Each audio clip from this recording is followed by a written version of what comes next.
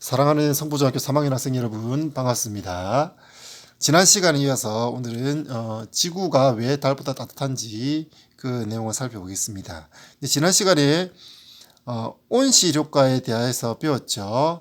네, 지구에는 대기가 있어요. 달에는 없는 대기가 있어서 공기가 지구의 열기가 밖으로 빠져나가지 못하도록 온실 효과를 일으키고 있다. 이런 내용을 배웠죠. 자, 그래서 지구에 들어온 햇빛을 지구가 흡수하고, 물론 30%는 반사를 해요. 바로 흡수되지 않고 흡수된 것이 또 이제 지구 복사에서 빠져나가야 되는데, 지구에 있는 대기가 빠져나가지 못하도록 일부를 막게 되는 거죠. 그래서 일부는 빠져나가지만 일부는 되돌아와서 지구의 온도가 올라가게 되고, 그런데 이 온도가 계속 올라가는 건 아니죠. 온도가 올라가면 지구에서 방출하는 에너지도 더 많아지기 때문에, 더 많은 양의 에너지가 나가면 뚫고 나가는 것도 많아지겠죠. 그래서 들어온 태양 에너지 양과 빠져나가는 태양의 에너지의 양이 같아지면 더 이상 온도의 변화가 없이 일정하게 유지되죠.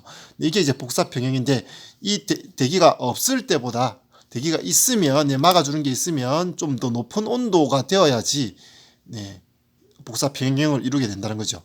자, 이런 내용을 온실효과라고 저번 시간에 배웠고, 온실효과를 일으키는 기체는 수증기, 이산화탄소, 메테인, 이런 것을 온실기체라고 했죠. 이런 게 있다는 것까지 지난 시간에 배웠습니다. 자, 오늘은 이 온실기체에 대해서 조금 더 살펴보겠는데요. 자, 수증기는 온실기체이긴 하죠. 그렇지만 이 수증기를 우리가 공기 중에 없애면 되느냐, 없앨 수 있느냐? 우리가 이 수증기를 줄이거나 그렇게 할 수가 없죠. 왜냐하면 어쨌든 공기 중에 수증기 양이 줄어들면 여기 땅에 있는 물이 있죠. 바다에 물이 더 많이 증발하게 돼요. 건조한 곳에서는 물이 더 빠르게 증발을 하죠. 습도가 높으면 증발이 적을 거고. 그래서 결국에는 공기 중에 있는 수증기 양은 지구 전체적으로 본다면 일정하게 유지가 될 거예요.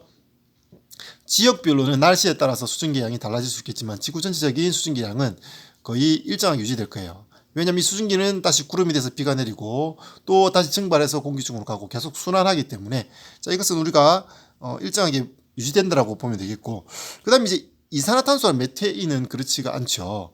자, 이산화탄소와 메테인은 자, 그 양이 농도가 달라지고 있어요. 여기 보니까 이 그래프가 나와 있는데 이산화탄소 농도가 점점점 증가하고 있는 모습을 볼 수 있고, 메테인도 양이 점점 증가하고 있어요. 그러나 메테인은 최근에는 좀 일정하게 유지되는 모습을 볼 수 있죠.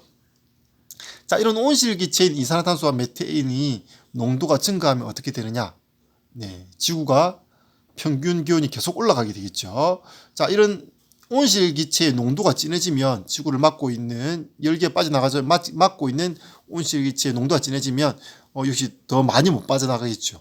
그러면 좀 더 높은 온도가 되어야지 빠져나가는 양과 들어오는 양이 같아져서 복사 평형을 이루게 될 거예요. 그래서 좀 더 높은 온도에서 복사 평형을 유지한다는 거예요. 그래서 지구 평균 기온이 조금씩 계속 변하고 있는데 점점 좀 높아지고 있죠. 그래서 이산화탄소 농도가 높아지는 만큼 지구 평균 기온도 계속해서 올라가고 있는 모습을 볼 수 있어요. 자, 이런 것을 우리가 지구 온난화라고 그러죠. 지구 온난화 여러분 많이 들어봤을 거예요. 자, 이렇게 지구 온난화가 계속되면 어떤가? 그럼 따뜻한 데 살면 좋지 않나? 좀 좋을 수도 있죠. 날씨가 더 따뜻해지면, 우리도 저기, 적도 부근에 있는 따뜻한 나라처럼 여름에뿐만 아니라 겨울에도 수영하고 이렇게 하면 좋을 것 같지만, 지구 전체적으로는 사실 문제예요. 우리 지구 전체적으로는, 이런 지구 온난화가 지속되면, 비가 많이 녹겠죠. 남극이나 북극에 있는 이 얼음들이 많이 녹아요. 지금도 이미 많이 녹았고, 그것 때문에 해수면의 높이가 상승하고 있어요. 그럼 해수면이 점점 높아지면, 바닷가의 저지대에 살고 있는 지역은 물속으로 이렇게, 침수되겠죠. 그러면 이제 바닷가에 안 살고 좀 높은 데 살면 되지. 물론 그렇게 살면 되죠. 그렇지만, 인구가 많이 밀집되어 있는 쪽이 어디냐면 바닷가 쪽에 사람들이 더 많이 살고 있어요. 내륙 지역 깊은 곳에 높은 지역보다는 바닷가에서 먹을 게 많고, 그래서 바닷가에 많이 살고 있고, 투발루 같은 섬나라 같은 경우에는 굉장히 낮은 섬이에요. 이렇게 거제도처럼 높은 산도 있고 이런 섬이 아니라 굉장히 땅의 높이가 낮은 그런 섬인데 해수면이 점점 높아지고 있으니까 그 섬으로 된 나라인데 그 나라 전체가 곧 물에 다 잠겨버릴 수 있는 그런 상황이 올 수 있어요.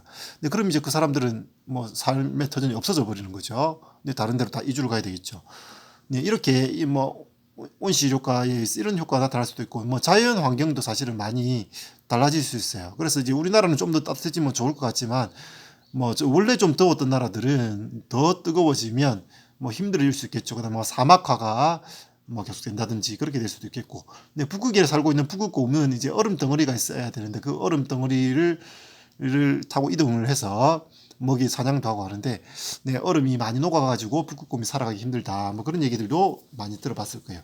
자, 그래서 이렇게 온실 효과가 심화되면 더 심해지면 지구의 평균 기온이 올라가는 지구 온난화가 계속되고 지구 온난화 때문에 여러 가지 환경 문제가 생길 수 있다는 거예요. 그래서 이런 것을 막기 위해서 많은 노력을 하고 있죠. 네, 그러려면 이 온실기체의 배출을 줄여야 돼요. 이산화탄소나 메테인 이런 것들의 사용량을 좀 줄여야 되겠죠. 네, 그래서 메테인은 천연가스 안에도 들어있고 이 메테인 가스는 네, 불 붙이면 네, 불이 붙는 네, 그런 가스예요. 자, 이런 메테인 뭐 그런 거고 그다음에 이제 이산화탄소는 네, 어디서 발생해요? 우리가 숨을 쉴 때 발생하죠. 숨을 들이마시고 내뱉으면 이산화탄소가 발생해요. 그래서 온실효과 줄이기 위해서 자 지금부터 숨을 조금씩 마시도록 합시다. 네, 콧구멍 하나씩 막고 네, 절반만 쉬도록 하면 네, 온실효과 많이 줄일 수 있겠죠. 네, 그렇지만 우리가 실제로 이렇게 숨을 안 쉬고 살 수도 없고 네, 콧구멍 하나 막는다고 해서 네, 이산화탄소 농도가 줄어들지는 않겠죠. 네, 사람이 숨 쉬는 것은 마음껏 쉬어도 됩니다. 네, 그런데 네, 그 양이 중요한 게 아니라 사실 이제 이산화탄소 농도 이렇게 많아진 이유는 뭐 인구가 많아져서 사람이 숨을 많이 쉬어서 그런 게 아니고 네, 사실은 화석 연료가 문제죠. 화석 연료. 화석 연료라는 것은 석유, 석탄 이런 걸 말합니다. 이게 산업혁명이 일어나면서 공장을 막 가동시키면서 공장에서도 엄청난 에너지를 쓰고 있죠. 네, 그래서 그 에너지를 쓰기 위해서 화석 연료를 쓰기도 하고 그 다음에 이제 운송수단이 많이 발달하면서 네, 자동차, 기차, 배 이런 거에서도 굉장히 많은 연료를 쓰고 있어요. 자, 이런 연료를 태우게 되면 뭐 자동차 엔진에서도 네, 휘발유나 경유 이런 것들을 태워서 네, 그때 그 에너지를 이용해서 자동차가 이동하게 되는 건데 그때 발생하는 이산화탄소 네, 연료를 태우기 때문에 이산화탄소가 발생하고 난방에도 연료가 쓰이고 나무를 태우길 때도 네, 이산화탄소가 발생하고 자 이런데 이런 연소하는 과정에서 전부 다 이산화탄소가 발생하고 있어요. 그래서 에너지 사용량을 좀 줄여야지 이산화탄소 발생량을 줄일 수 있겠죠.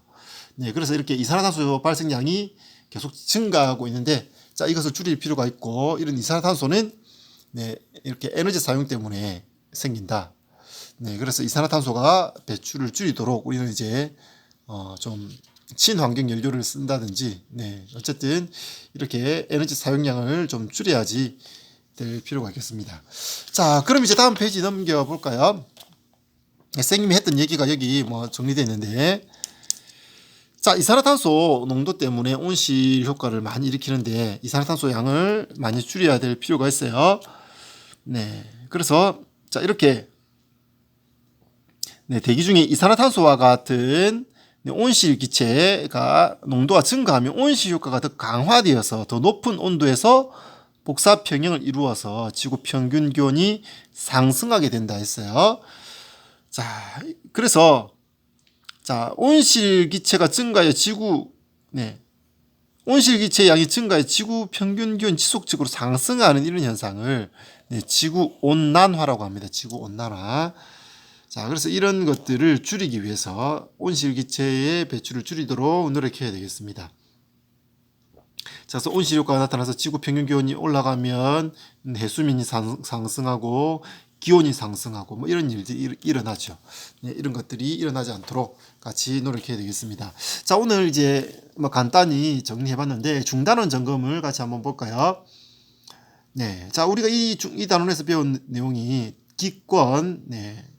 기권의 층상 구조에 대해서 살펴봤죠. 네, 기권은 높이에 따른 뭘 기준으로 층을 나눴어요? 네. 온도를 기준으로 한 게 아니라 온도 변화죠. 온도 혹은 기온. 네, 기온 변화죠, 변화. 네, 기온을 기준이 아니라 기온 변화를 기준으로 구조를 나눴어요. 그래서 대륙권, 성층권, 중간권, 열권, 11권, 12권 아니고 네, 10권까지 네, 네, 성층권, 네, 네, 열권 이렇게 분류되죠. 자, 이렇게 온도가 내려가고 있다, 올라가고 있다, 내려가고 있다, 내려가고 있느냐, 올라가고 있느냐 여기에 따라서 네, 4개의 층으로 나눴습니다. 자, 그다음에 지구 복사 평형이라는 개념 배웠는데 지구는 태양으로부터 복사 에너지를 흡수하죠. 근데 흡수한 양과 지구 복사에 의해서 방출하는 에너지 양이 같아서 복사 평형을 이루고 있죠.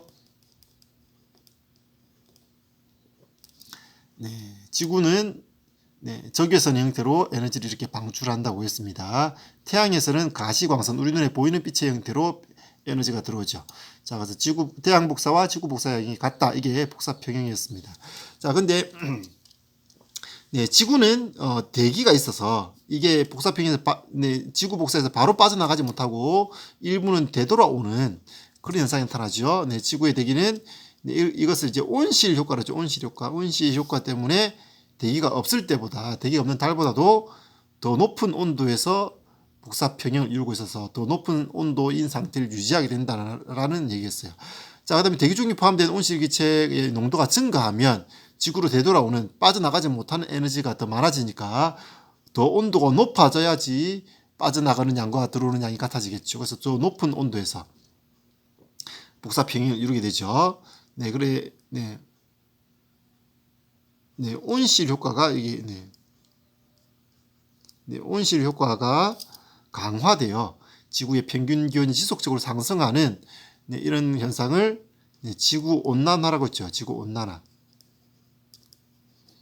네, 발생했다. 이런 내용까지 우리 중단원에서 알아봤습니다. 자, 여기는 이제 기본 개념, 이 단원에서 이 중단을 배운 기본 개념을 살펴봤고, 문제를 확인하기는 여러분이 한번 풀어보세요. 네, 다음 시간에 봅시다. 끝.